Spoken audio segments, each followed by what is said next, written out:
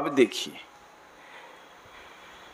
किसी शोक के, विषाद के, स्नेह के आवेश में लोग अपने कर्तव्य को जो भूल जाते हैं, ये उचित नहीं है। भरत जी के हृदय में श्री राम जी से मिलने के लिए आग जल रही है ना। आपन दारुण दीनता कहूँ सबहि सिरनाय, देखे बिन रघुनाथ पर जिए की जरनी न जाए। हृदय में आग लगी है, फिर भी सेवक के कर्तव्य का पूरा ध्यान है। हम सेवक हैं, इसलिए कहते हैं कि भरत जाय घर किन्न विचारो, नगर बाज गज भवन भंडारू, संपत सब रघुपत के आए। देखिए, पहली बात तो यह है कि भरत जी का दृढ़ मत है कि नगर बाज गज भवन भंडारू, संपत सब रघुपत के आए। इतनी बात जीवन में उतर जाए सरकार, तो भगवत शरणागति हो गई। हमारे पास जो भी है सब भगवान का उतर रहा है। श्री गुरुदेव सुनाते थे, एक बार नारद जी आए धर्मराज युधिष्ठिर के पास, बड़ा स्वागत किया। पूछा नारद जी ने, धर्मराज ये महल किसका?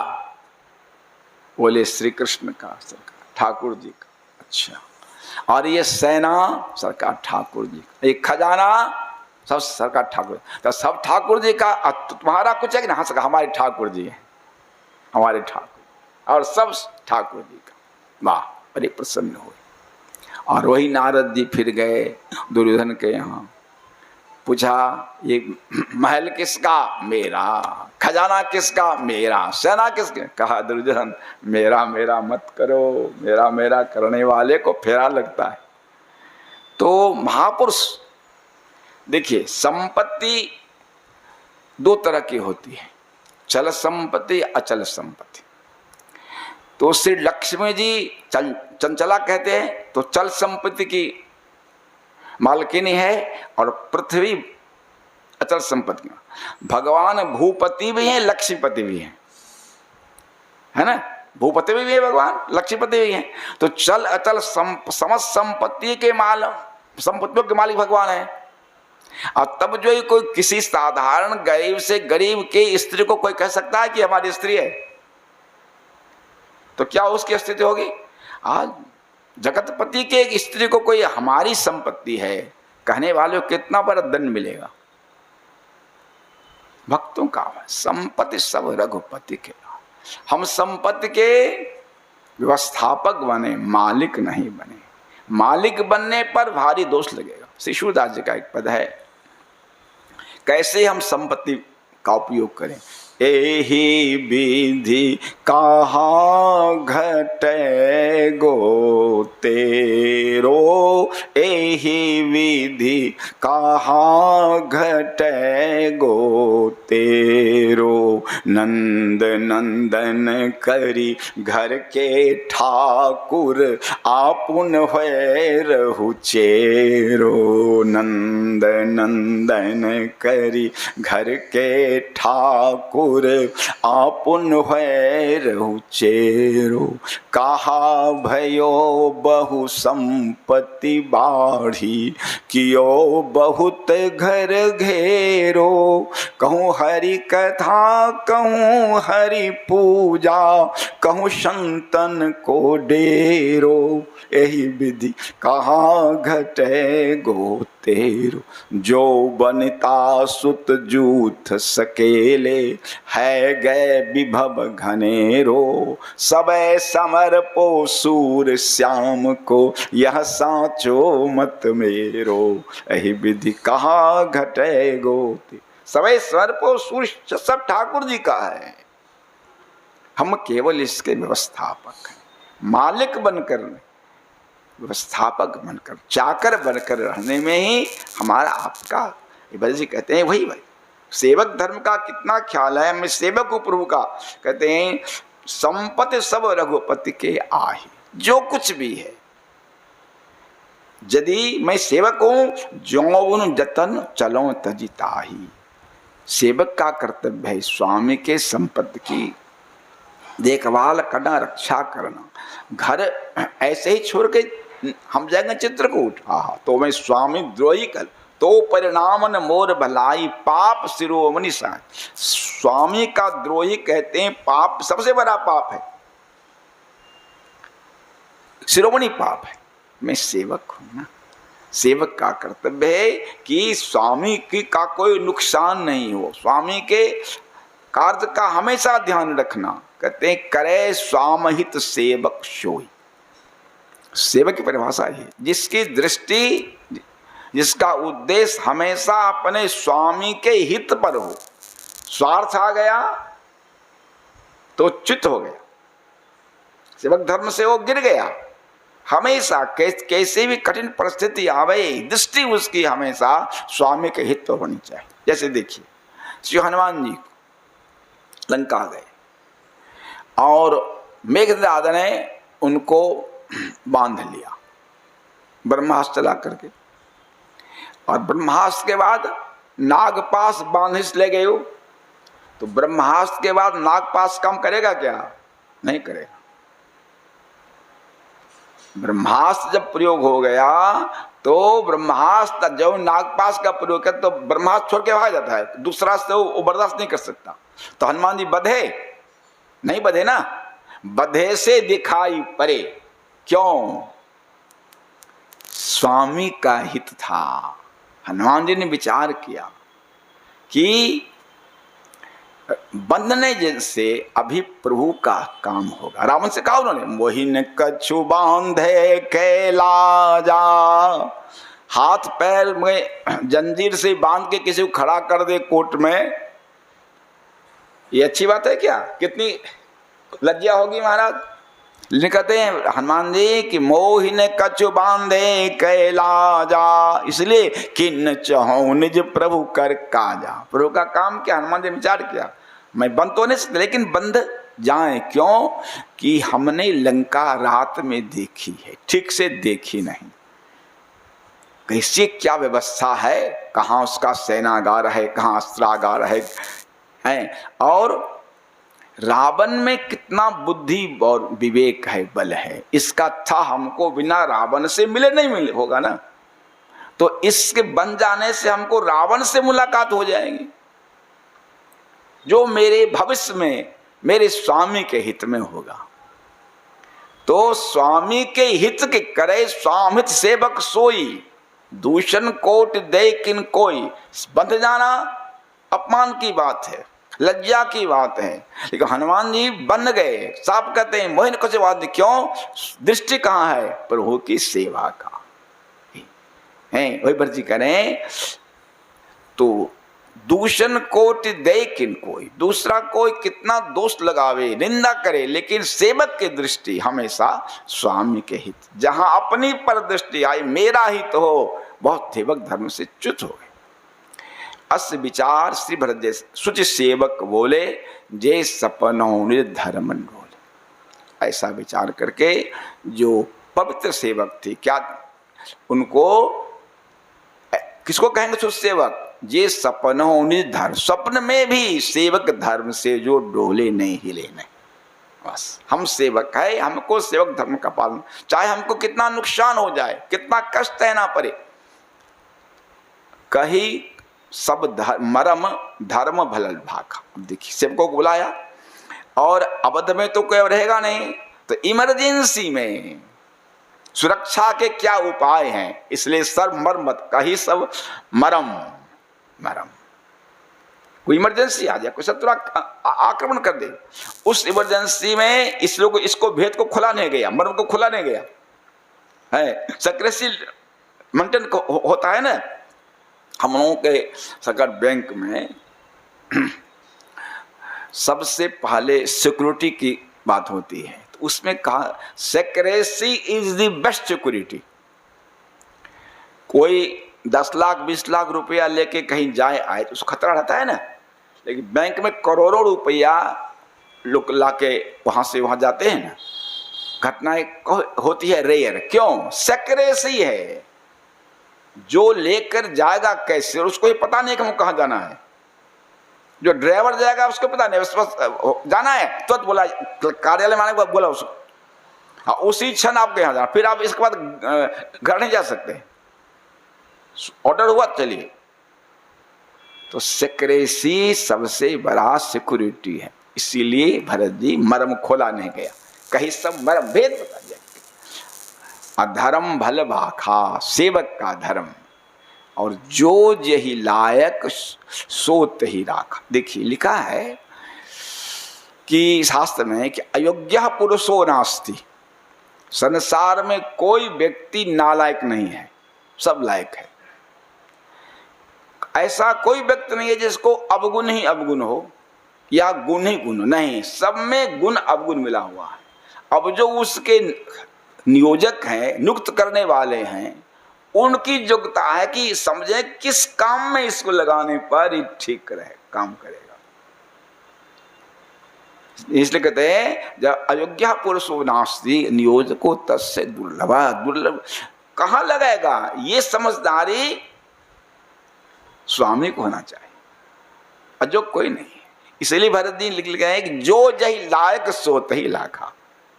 भरत जी समझ किस कहाँ किस जगह किसको रखे ताकि सुरक्षा बनी रहे, और करी सब जतन राखी रखवारी, सब व्यवस्था करके और राम मातम पही भरत सिधारे। माता कौशल्या के पास गए, आरत जननी जान सब भरत स्नेह सुजान, कहो बनावन पाल की सजन सुखासन जान। आरत जननी, माँ बहुत आरत है, दुखी है। भरत स्नेह सुजान, स्नेह के जानकार, प्रेम तत्व के जानकार भरत जी। देखिए प्रेम का स्वरूप क्या है, प्रेम का स्वरूप है सुख पहुंचाना। किसी को कोई दुख देगा, दुख हमको मिले, हम जिससे प्रेम करते हैं, प्रेमास्पद को सुख मिले, यही हमारा, यही है प्रेम। सब दुख हम ले लें। गोपियों की कथा उस दिन आई थी चर्चा में ना, कि कहते हैं नरक हम भोग लेंगे, हमारे चरण की धूली ले जाओ, नरक हम भोग लेगी, सुख हमारे श्याम सुंदर को मिलना चाहिए। वही प्रेम का स्वरूप है, सुख देना, सुख देना। तो भरत जी जानते हैं कि माताएं बहुत आर्त हैं, दुखी हैं, ये कैसे सुविधा, अधिक से अधिक सुविधा पूर्वक कैसे यात्रा इनकी पूरी होगी। इसलिए कहो बनावन पाल की सजन सुखासन जान, सुखपाल सवारियां अधिक से अधिक सुविधा से ये जाएं हैं, किसी को इस यात्रा में कष्ट नहीं हो, सबको सब अपने सुविधा पूर्वक सब चलें। तो इधर अयोध्या जी के लोग सब चक चक जिमी पूरे नर नारी, चकवा चकई का ऐसा प्रकृति का नियम है, शाम होते ही एक दूसरे से अलग हो जाते हैं। एक बार एक बहेलिया ने पिंजरे में बंद कर दिया दोनों को, लेकिन तो भी शाम हुआ, एक पश्चिम घूम गया, एक पूर्व घूम गया, मिल नहीं सकते। तो जैसे चकवा और चकई प्रातः काल के लिए आतुर होते हैं, कब सवेरा हो हम परस्पर मिलेंगे, उसी तरह चहत प्रात और आरत भारी, भारी आरत अयोध्यावासी, कब प्रातः काल, हम कब पौ फटे, हम तुरंत कलेंगे चित्रकूट। इसलिए जागत सब निशि भयो बिहाना, सारी रात लोग जगे ही रह गए। अब भरत बुलाए सचिव सुजान, भरत जी ने मंत्रियों को बुलाया और कहा कहो लेहु सब तिलक समाजू, बनहि देव मुनि राम ही राजू। अब देखिए भरत जी चित्रकूट जा रहे, क्यों? सबसे कहे ना कि आयुष आशीष देव, क्यों? जही सुनि विनय मोहि जन जानी, आवहि बहुरी राम रजधानी। राम जी को अयोध्या लाने जा रहे हैं ना, तो फिर तिलक समाज क्यों ले रहे हैं? नहीं, प्रश्न है ना, जब लाके राज्याभिषेक यहाँ होगी, अयोध्या जी लाएंगे, तो फिर तिलक समाज क्यों ले रहे हैं? इसमें भाव महात्माओं का है कि भरत जी ने विचार किया कि चित्रकूट की भूमि ऐसी दिव्य भूमि है जिसने दुख में प्रभु का साथ दिया है। संत श्री रहमान जी पहले अकबर के यहाँ सेनापति थे, बाद में छोड़ छाड़ के आ गए चित्रकूट। तो चित्रकूट अभी भी सरकार रीवा जिला में, आपसे क्या कहा आप लोगों से, रीवा जिला में, तो रीवा नरेश, हाँ, तो चित्रकूट आ गए। चित्रकूट में क्या करते थे, तो भूजा भूजने वाले के यहाँ भार झोंकते थे, संत की मौज। तो रीवा नरेश श्री रघुराज सिंह जी महाराज हाथी पर बैठ करके घूम रहे थे चित्रकूट। उनकी दृष्टि पड़ी दूर से, लगा कि तो रहमान जी जैसे लग रहे हैं। दिल्ली छोड़ दिया, इनको पता नहीं था, किसी को पता नहीं था। अब कंफर्म नहीं है तो कैसे कंफर्म? उन्होंने विचार किया कि हम प्रश्न करते हैं कविता में, रहमान होंगे तो जवाब तुरंत देंगे। तो उन्होंने हाथी पर से ही प्रश्न किया, जाके सिर पर भार है, सेनापति जो है, जाके सिर पर भार है, शोकत झोंकत भार। तुरंत कहा उन्होंने, भार भार में डार के रहमान उतरे पार। फिर हाथ उतर के दोनों मिले। तब कहा रहमान, पूछा उन्होंने कि आप यहाँ? तो कहा, और देश सब राखी लियो, रहीमन धनी धनेश, जाको विपदा परत है, सो आवत यही देश। चित्रकूट की भूमि ऐसी है कि जिसके जीवन में विपत्ति आती है उसको आश्रय चित्रकूट ही देता है। श्री राम जी को भी जब अयोध्या से निकाल दिया गया तो चित्रकूट की भूमि ही में ही आश्रय मिला। तो भरत जी चित्रकूट की भूमि ने दुख में हमारे प्रभु को संग दी, इसलिए उत्तम होगा यही कि हम वही राज्याभिषेक करें। एक भाव ये है। दूसरा भाव है कि भगवान श्री राम जब जंगल जा रहे हैं तो देखेंगे रास्ते के लोग बहुत दुखी हुए। इन तीनों के सुकुमारता को देख करके दुखी तो राम जी भी हुए। लिखा सरकार, भभूत ने रामासुना कृतवती प्रथमावतारम। भगवान श्री राम के नेत्रों में आंसू कब आए? प्रथम आंसू आए यही वन मार्ग में। पुरते निकसी रघुवीर बधो। जब श्रृंगवीरपुर पार करने के बाद अयोध्या जी में करीब निकले तो धरि धीर धरी मग में डग द्वय। धैर्य पूर्वक रास्ते में दो पग चले और उसी में पसीना पसीना मुंह सूख गया। पूछी प्रभु से, चलनो किते दूर? ते की लखी आतुरता पिए की अख्याति चार चली दलित। भगवान से तो पूर्ववासियों जो रास्ते के लोग थे उन्होंने जब देखा, अहि विधि कही कही बचन प्रिय, ले ही नयन भरी नीर, किमि चली है मार्ग अगमा, सुठ सुकुमार शरीर।